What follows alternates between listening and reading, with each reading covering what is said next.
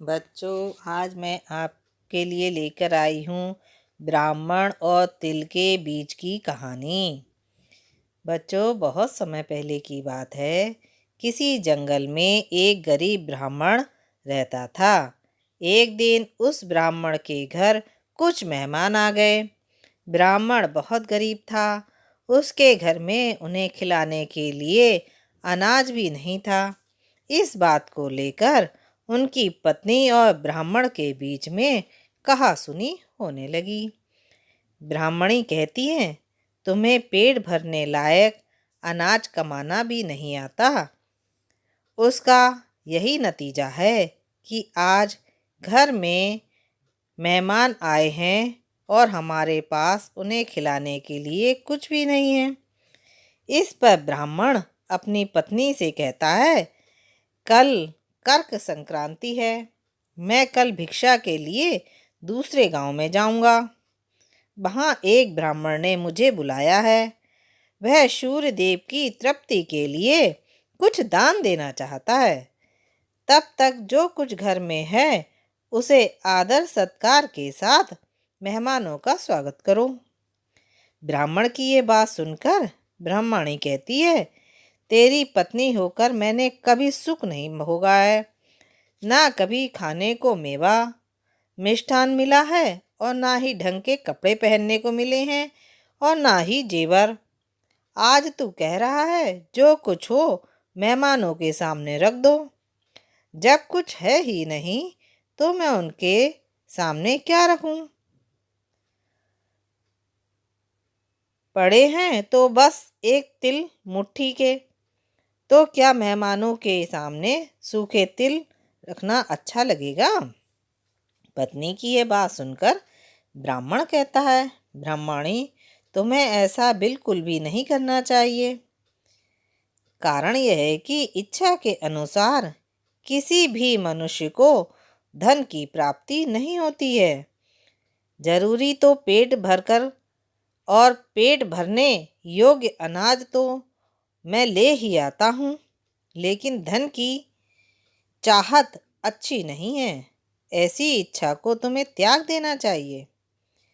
अधिक धन की इच्छा के चक्कर में मनुष्य के माथे पर शिखा बन जाती है। माथे पर शिखा वाली बात सुनकर ब्राह्मणी बड़े ही आश्चर्य से ब्राह्मण से पूछती है, अधिक धन की इच्छा में माथे पर शिखा हो जाती है तो मैं कुछ समझी नहीं। जो भी कहना है खुलकर कहिए। ब्राह्मणी के सवाल का जवाब देने के लिए ब्राह्मण अपनी पत्नी को शिकारी और गीदड़ की एक कहानी सुनाता है।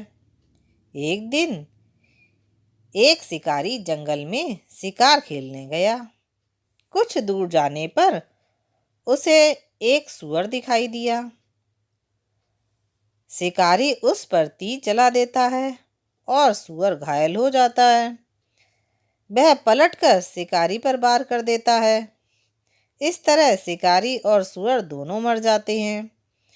तभी एक गीदड़ वहां आ जाता है। उसे बिना मेहनत के ही शिकार मिल जाता है। वह मन ही मन बहुत खुश होता है।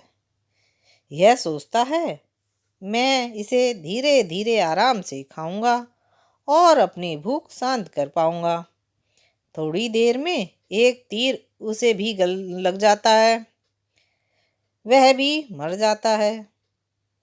इतनी कहानी कहते हुए ब्राह्मण कहता है, ब्राह्मणी, इसीलिए मैं कहता हूँ, जरूरत से अधिक लालच नहीं करना चाहिए।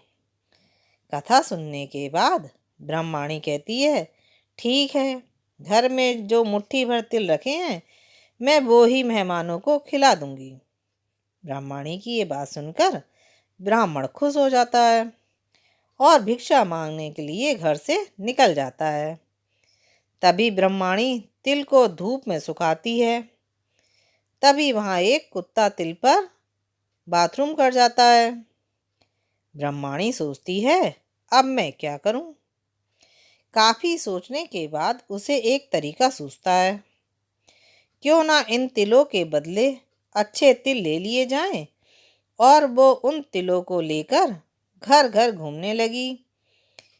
तब एक औरत तिल लेने के लिए तैयार हो गई, लेकिन उसका बेटा बोला, जरूर इतने तिलों में कोई खोट होगी, वरना साफ तिल देकर कोई गंदे तिल क्यों लेगा। बेटे की बात सुनकर उस औरत ने तिल लेने से मना कर दिया। बच्चों, इससे हमें शिक्षा मिलती है, हमारे पास जो है उसी में खुश रहना चाहिए। दूसरों की ज़्यादा चीज़ देखकर लालच नहीं करना चाहिए। आपको मेरी कहानी कैसी लगी बच्चों? अच्छी लगी तो सब्सक्राइब कीजिए, लाइक कीजिए, शेयर कीजिए। कल मिलते हैं नई कहानी के साथ। बाय।